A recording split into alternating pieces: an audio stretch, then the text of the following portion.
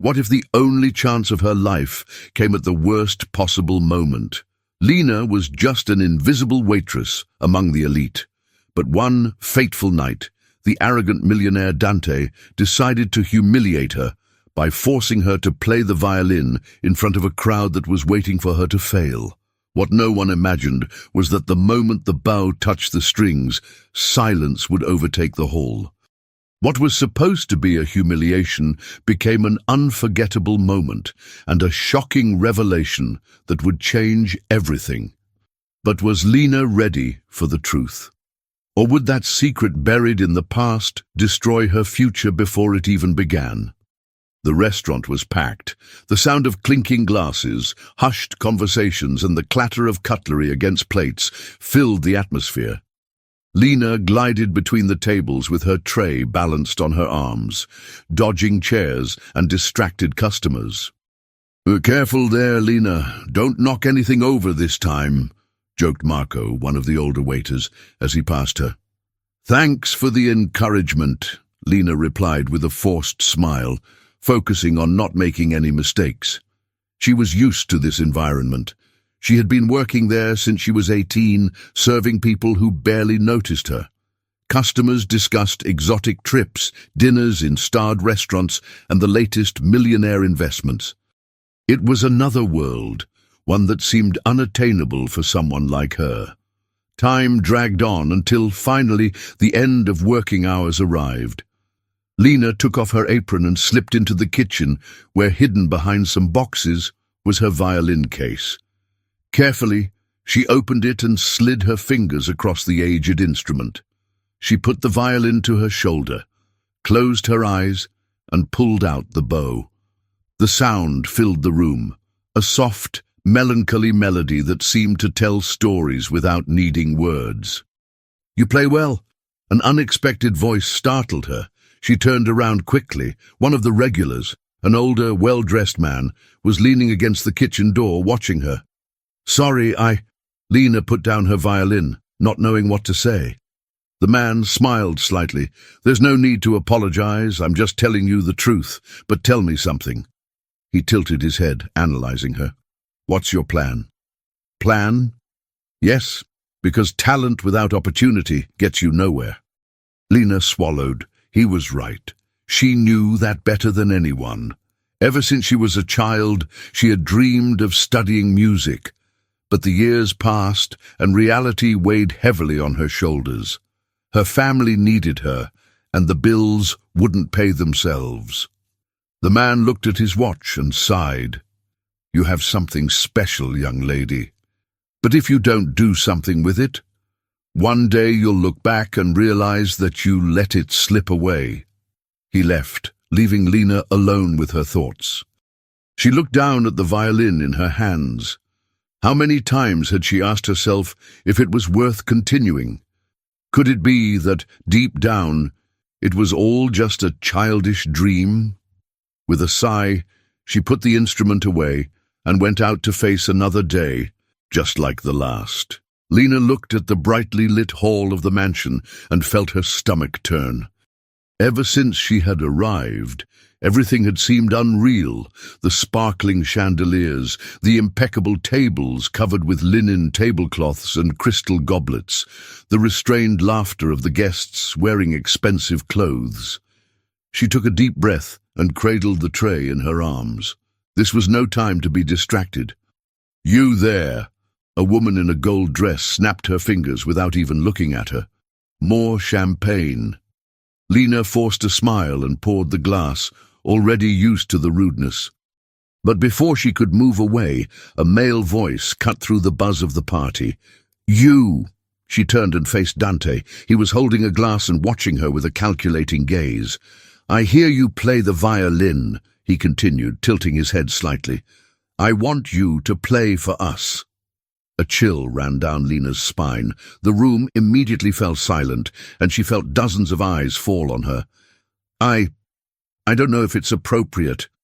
Her voice came out hesitantly, almost a whisper. The corner of Dante's mouth lifted in a half-smile.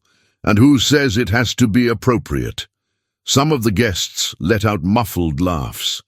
Lena understood. He wanted to humiliate her. "If it's not good enough, at least we'll have fun trying," Dante added, as if reading her thoughts.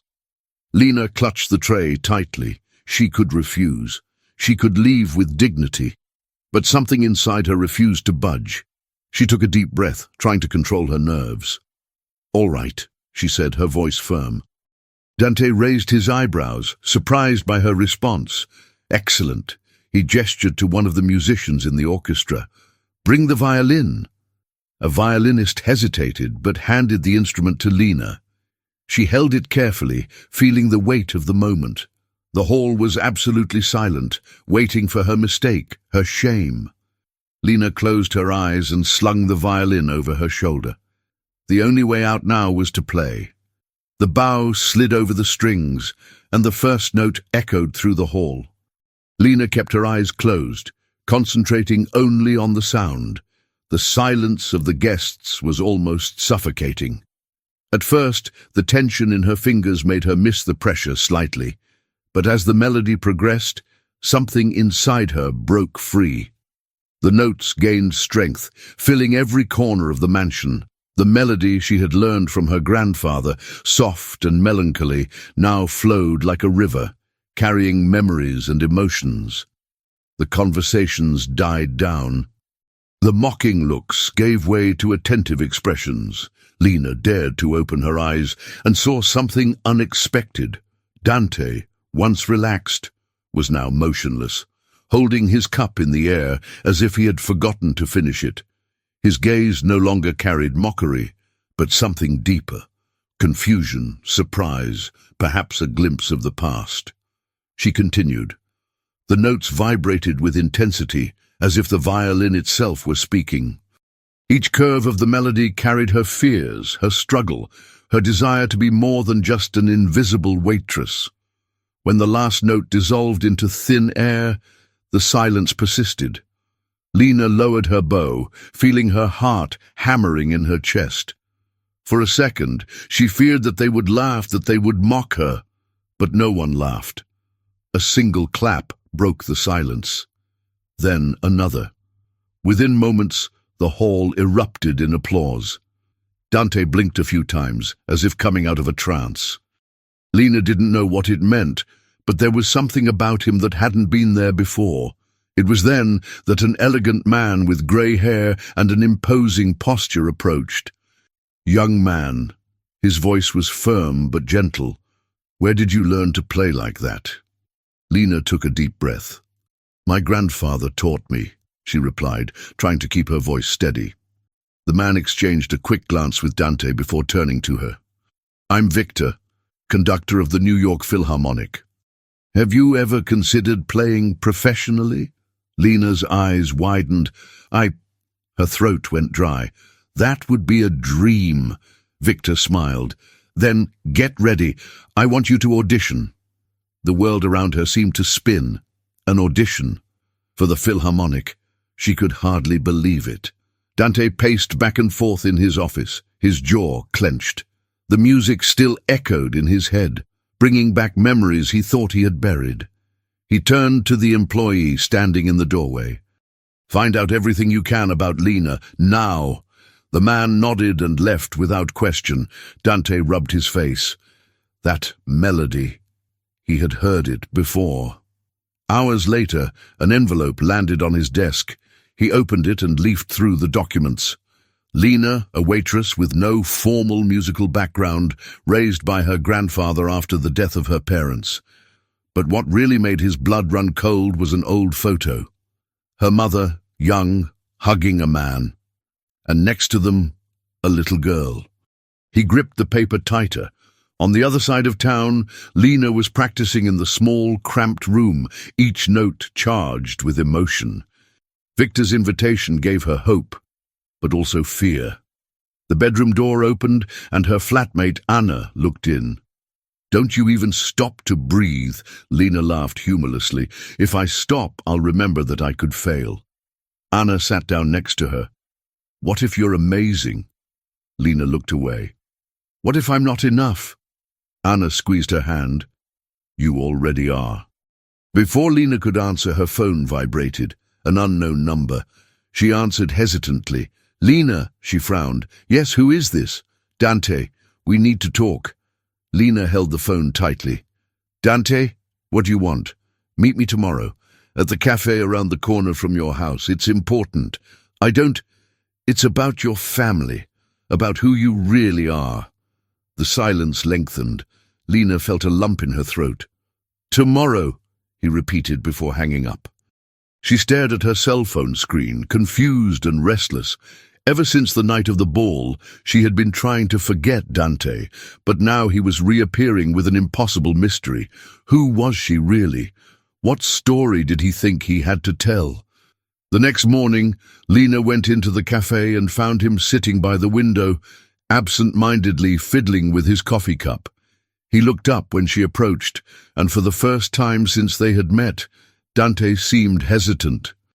"I hope you didn't make me come here for nothing," she said, crossing her arms. Dante slid an envelope across the table. "See for yourself." Lena frowned but took the envelope and opened it. Inside were papers, but what caught her eye first was a photo. A young woman was smiling next to a man holding a little girl on his lap. Lena blinked, trying to understand. "Who are they?" Dante took a deep breath. "My mother, your grandfather, and you." The air rushed out of Lena's lungs as if she'd been punched. "No, that doesn't make sense. My mother died when I was a baby." Dante leaned forward. "The woman who raised you wasn't your biological mother. You're my mother's daughter." Lena let out a nervous laugh, shaking her head. "That's crazy. But it's the truth."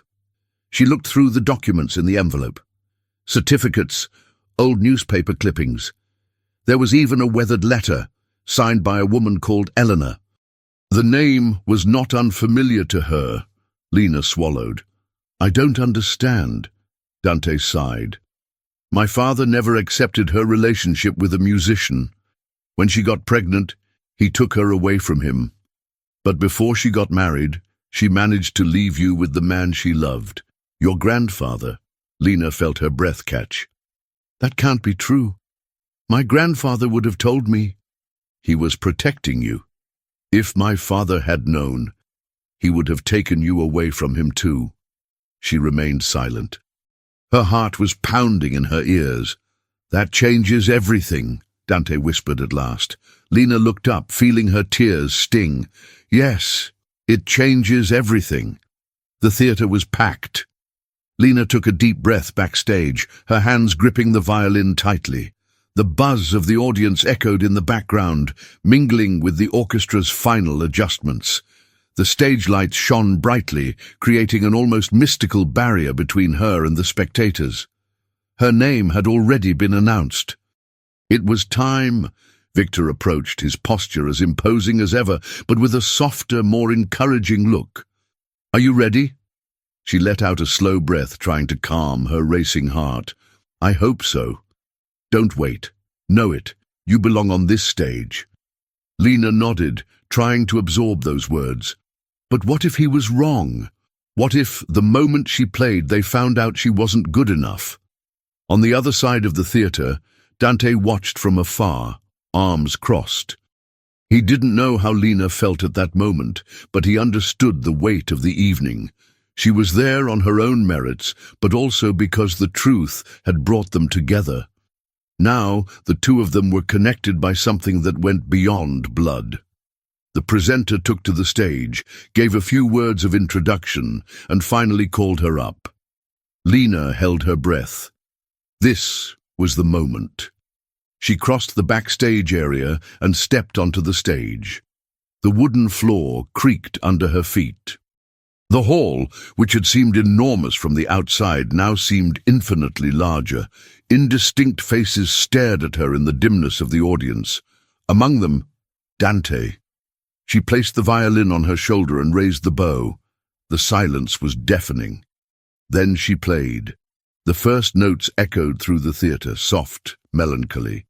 The melody told a story of loss and reunion, of dreams and hope. Each movement of her bow carried the struggle she had been fighting with herself all her life. At first, she played mechanically, remembering every instruction, every detail that Victor had taught her. But as the music flowed, Lena stopped thinking. The melody came from within her, as it always did when she allowed herself to feel. And there, on that stage, it was the only thing that mattered. Victor smiled in the corner of the stage. The audience was immersed, captured by the emotion Lena was transmitting. Dante's eyes narrowed, his expression impassive, but there was something in his gaze that indicated he was reliving something too. Lena felt everything she had experienced over the last few months flow into those notes. Dante's ball, the challenge, the humiliation turned into triumph, the discovery of her true origins, the shock, the fear, but above all, hope. When the last note dissolved into silence, there was a moment's pause, as if no one dared to break the magic of the moment. Then the applause began, first timid, then overwhelming. Lena lowered her violin, her chest rising and falling. She had done it. She belonged on that stage. In the middle of the audience, Dante stood, applauding with a small smile. For years, he had avoided anything that reminded him of his mother, but that song had reached him, broken down his barriers. Backstage, Lena was greeted by Victor, who held her shoulders proudly. "You've just changed your life." She smiled, feeling tears gathering. Dante approached her hesitantly. "You did it." Lena looked at him, at the man who had challenged her and unwittingly helped her discover her true story. "We did it," he nodded. "What are you going to do now?" Lena looked at the theater, at the stage that now belonged to her. "I'm going to live what I've always dreamed of." And for the first time she fully believed it. Lena's life would never be the same again.